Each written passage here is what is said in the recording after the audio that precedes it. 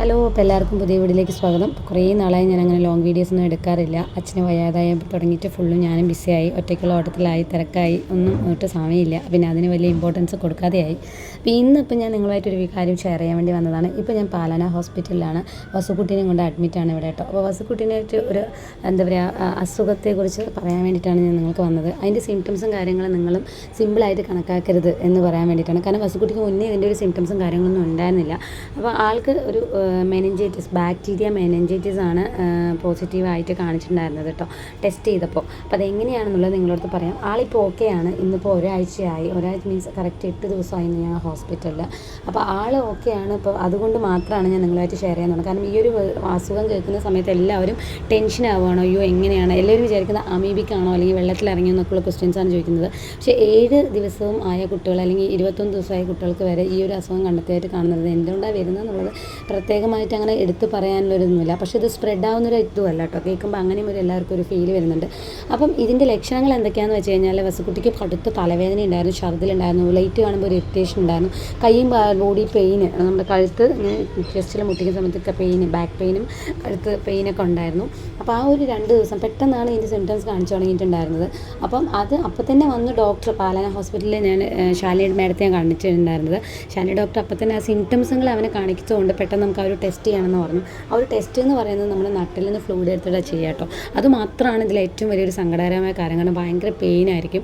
പക്ഷേ ആ ഒരു ടെസ്റ്റ് എടുത്ത് നമ്മൾ കൾച്ചറിന് കൊടുത്തപ്പോൾ ജസ്റ്റ് പോസിറ്റീവാണ്, ജസ്റ്റ് ബോർഡർ കടന്നു എന്നാണ് പറഞ്ഞിട്ടുണ്ടായിരുന്നത്. അപ്പോൾ ആൻറ്റിബയോട്ടിക് സ്റ്റാർട്ട് ചെയ്ത് പിറ്റേ ദിവസം തന്നെ ആൾ ഓക്കെ ആയി, പെയിനൊക്കെ പോയി. അത് ആ 2 ദിവസം ഭയങ്കര ബുദ്ധിമുട്ടും കരച്ചിലൊക്കെ ആയിരുന്നു. അത് കഴിഞ്ഞപ്പോൾ ആൾ എല്ലാ ടെസ്റ്റുകളൊക്കെ നമ്മൾ എടുത്തു. ആൾക്ക് വേറെ കുഴപ്പമൊന്നുമില്ല, ആൾ ഹാപ്പി ആയിരിക്കുന്നു. ഇതുപോലെ മെനിഞ്ചൈറ്റിസ് നമ്മൾ സാധാ ഇപ്പോൾ ഛർദിലും പനിയാണ് എല്ലാവരും വൈറൽ ഫീവറാണെന്ന് വിചാരിക്കും. ചെറിയ കാര്യങ്ങളൊക്കെ നിങ്ങൾ ശരിക്കും അത് നോക്കാതെ പോവരുത്. കാരണം വസുക്കുട്ടിക്ക് അങ്ങനെ സിംറ്റംസ് വന്നിട്ടുണ്ടായിരുന്നില്ല. വന്നപ്പോൾ തന്നെ കറക്റ്റ് കണ്ടുപിടിച്ചതുകൊണ്ട് ആൾ ഓക്കെയാണ്. പിന്നെ ഇത് വന്ന് സ്പ്രെഡ് ആവുമെന്നൊന്നും അങ്ങനെ പേടിക്കണ്ട കേട്ടോ. അപ്പോൾ വസുക്കുട്ടി ഇപ്പോൾ ഓക്കെ ആയതുകൊണ്ട് ദച്ചു കുടുംബനെ കാണാതായപ്പോൾ ദച്ചുവും അച്ഛനൊക്കെ വന്നു വസുവിനെയൊക്കെ കണ്ട് അമ്മ ഭയങ്കര ഹാപ്പിയായി.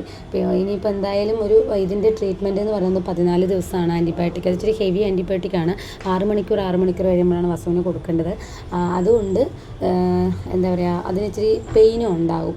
പക്ഷേ വസു ഓക്കെയാണ്. ജസ്റ്റ് നമ്മുടെ ഈ എന്താ പറയുക ട്രിപ്പ് കയറ്റുന്നതിൻ്റെ ക്യാനിൽ മാറ്റിയിടുന്നൊരു ഇഷ്യൂസ് മാത്രമാണ് ഇപ്പോൾ ഉള്ളത്. വേറെ പ്രശ്നമൊന്നുമില്ല, ആളൊക്കെയാണ്. അപ്പോൾ അത് നിങ്ങളുമായിട്ട് ഷെയർ ചെയ്യാമെന്ന് വിചാരിച്ചു. കാരണം കുറേ പേര് ചോദിച്ചു പനിയായിട്ട് എന്താ ഇത്ര ദിവസം എന്നൊക്കെ കുറേ പേര് ചോദിക്കുന്നുണ്ട്.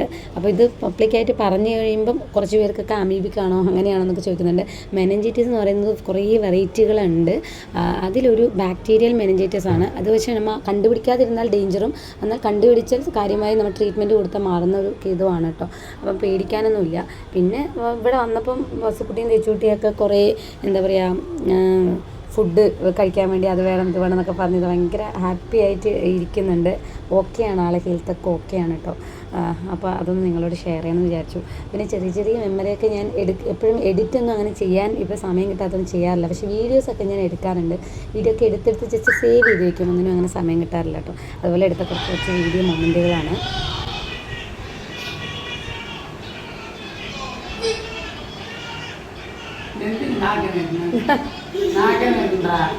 അതിന്റെ കൈത്തട്ട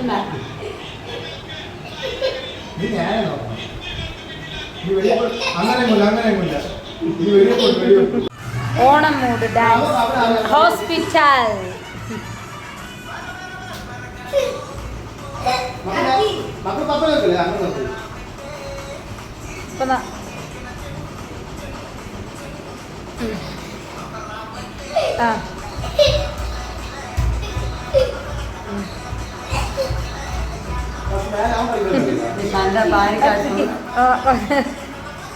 നമ്മുടെ ഓണപ്പ ഹോസ്പിറ്റലിൽ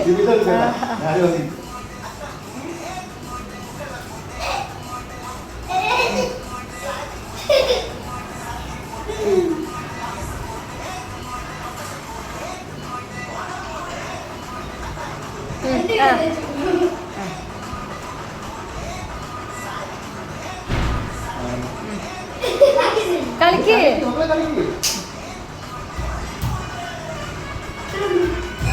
Gracias.